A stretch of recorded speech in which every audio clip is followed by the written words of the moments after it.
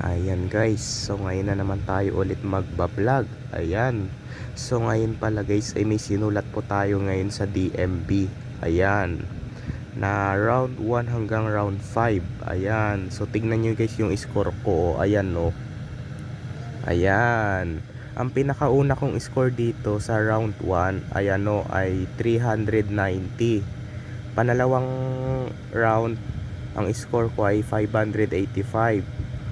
Panatlong round ang score ko ay 10 lang. Hala, bagsak sa 3 kasi pareho yung natatamaan nating mga subtract eh.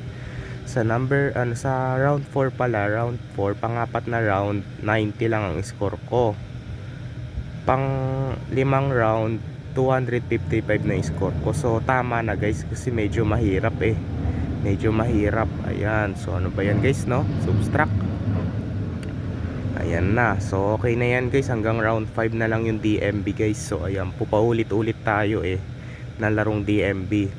Ayan, so medyo ang date na ngayon ay it's May 1 na. So ayan po, may bagong buwan na naman, 2025, it's Thursday. So ang bilis talaga ng araw no? Ang bilis ng buwan.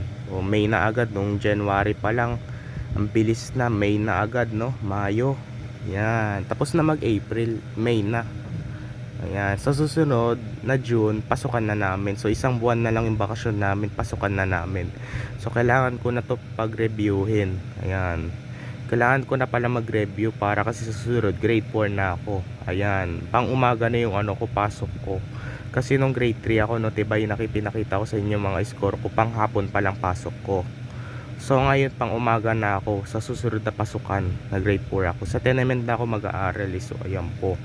So basta sana nga lang mataas ang score ko sa grade 4 at saka mataas yung grades ko sa ano ko sa grade 4. So kasi nakita mo guys no. Oh, nakita mo yung mga yung grades ko no. Oh, doon sa ano, isa pang grade 3 matatag, nakita nyo. Oh, meron mataas ako sa English at saka ESP, 89 lang. Ayan, so medyo may ano sa MAPE 84 lang. So mababa lang naman din kung di ko alam eh kung pasado ang 84 o kasi ang 85 lang ang pasado dun eh. So ang average, ang general average ko kasi dun ay ano ay 85. So ibig sabihin pasado ang grades ko. O yun, nakita nyo no, mataas diba, mataas grades ko. I-comment mo nga kung mataas ang grades ko dun. Ayun, yun guys ang score ko. So puro na naman tayo vlog. So magre-review na tayo kay Teacher Prel. Ayan, so kasi susunod pasukan na natin. Ayan, sa June.